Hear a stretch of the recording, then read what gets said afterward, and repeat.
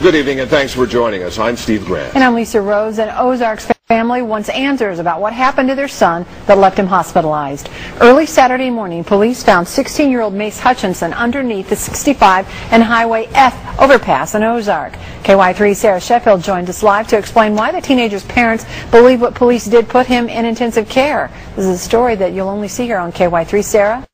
Lisa, according to the teen's family, they believe that Mace Hutchinson somehow went from walking along this bridge to 30 feet below, lying on the pavement, severely injured. Like I said, we called the police. My wife was afraid he was going to get ran over or hit. Doug Messersmith and his wife were the last known people to see 16-year-old Mace Hutchinson walking shortly before their phone call to 911. He looked a little agitated, but other than that, he didn't look to be falling down drunk or anything like that. By the time officers arrived, the teen was off the overpass, lying on the shoulder below along Highway 65, with no good explanation as to how he got there. According to the doctors, all injuries are consistent with a fall. And Mace's dad, Don Hutchinson, believes it was just that, a fall, not a jump.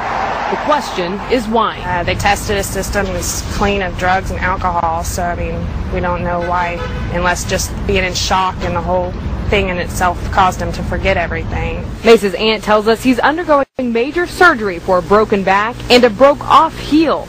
But while he was lying on the ground, she wonders why Ozark police tased him up to 19 times. And I'm not an officer, but I don't see the reason for tasing somebody that's laying there with a broken back. I don't consider that a threat. His dad says the tasing delayed what would have been immediate surgery by 2 days. The tasering had increased his white blood cell count and caused him to have a temperature, so they could not go into operation. He refused to comply with the officers, and so the officers had to deploy their tasers in order to subdue him. He's making incoherent statements. He's also making statements such as shoot cops, kill cops, things like that. So there was cause for concern to the officers. Police say although there are several unanswered questions, the use of a stun gun is not one of them. So it was a very big concern for the officers to keep this guy out of traffic, to keep him from getting hurt.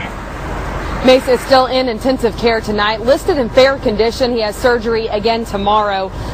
The family, along with the Ozark Police Department, is hoping someone will see the story and come forward with some information. You can call 417-699-4789 with information or call the Ozark Police Department. Guys. It's a case we'll be watching. Sarah Sheffield live tonight. Thanks, Sarah.